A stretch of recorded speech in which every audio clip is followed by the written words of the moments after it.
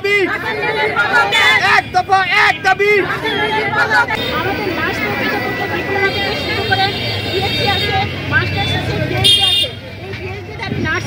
আমাদের বাংলাদেশে এখনো 1.5 মতো পিএইচডি আছে, অহরহ মাস্টার্স আছে, বিসিএস তো কথাই নাই।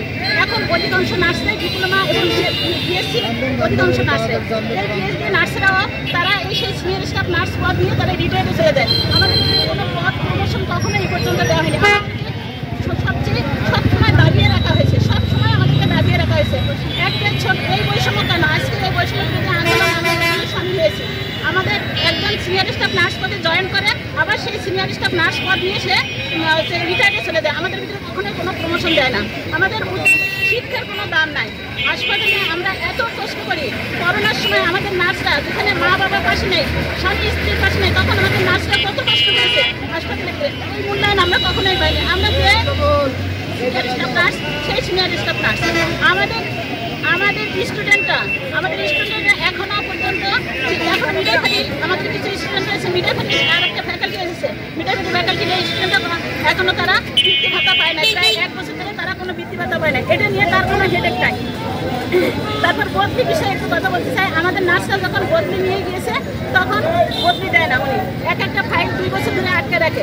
এটা মিউচুয়াল যেখানে মিউচুয়াল ট্রান্সফারের 3 সপ্তাহের ব্যাপার, সেখানে উনি 2 বছর ধরে আটকে রেখে আমাদের ফাইল নিয়ে ওনারা কোনো কাজ করে না। আমাদের এই মানববন্ধনের উদ্দেশ্য হলো নার্সিং ও মিডওয়াইফারি অধিদপ্তরের মহাপরিচালক জনাব মাকসুদা নূর ম্যাডামের পদত্যাগ। কেন এই পদত্যাগ?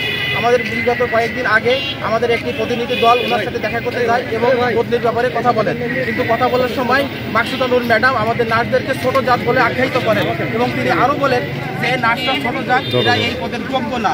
তিনি এই সমস্ত কথা বলে নার্সদেরকে মনে আঘাত দিয়েছেন। উল্লেখ্য যে আমাদের ডিসিএনএমে আমাদের যেটা মহাপরিচালক চার্জের সেখানে 5050 জনের কাগজ পেন্ডিং পড়ে আছে, অথচ তিনি 2 বছর যাবৎ মহাপরিচালক হিসেবে দায়িত্ব পালন করছেন। উল্লেখ করার মতো এমন কোনো কাজ তিনি নার্সদের জন্য করে নাই। আমাদের করোনার সময় আমরা কি পরিমাণ কাজ করেছি হাসপাতালে, যেখানে রুগীর পাশে রুগীর মা বাবা নাই, আমরাই আছি। বন্যার সময় আমরা কি পরিমাণ কাজ করেছি, অথচ এই মহাপরিচালকের বলতে গেলে আমাদের কোনো কাজ করে নাই। বদলি বাণিজ্য নিয়েই আমাদেরকে ইহেও প্রতিপন্ন করছেন এবং আমাদেরকে দাবিয়ে রাখছেন। আরেকটা কথা না বললেই নয়, একজন নার্স যখন পড়াশোনা করে তখন ডিপ্লোমা পাস করে সিনিয়র স্টাফ নার্স পদে হাসপাতালে যোগদান করে। এই ডিপ্লোমা পাস করার পরে বেসিক বিএসসি আছে, পোস্ট বেসিক বিএসসি আছে, মাস্টার্স আছে, এমপি আছে, পিএইচডি আছে। এমনকি বর্তমান বাংলাদেশের 1,000 নার্স মাস্টার্স প্লাস পিএইচডি করা আছে। এই পিএইচডি নার্সগুলো Australia, America, Canada, Philippines, Finland বিভিন্ন দেশ থেকে স্কলারশিপ নিয়ে আসছে, তবুও তারা সিনিয়র স্টাফ নার্স।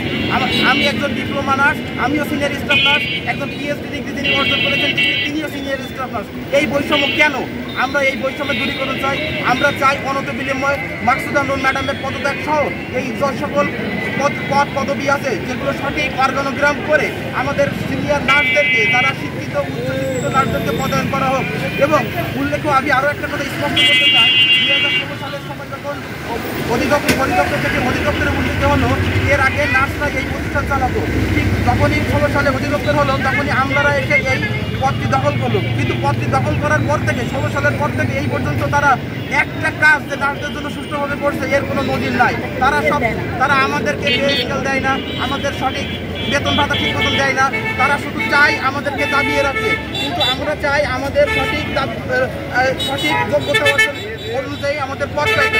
আমাদের যারা পড়াশোনা করছে, আমাদের যারা পিএইচডি করছে, কেন তারা সিনিয়র স্টাফ নার্সের পদ থেকে সরে যাবে? তারা চাকরি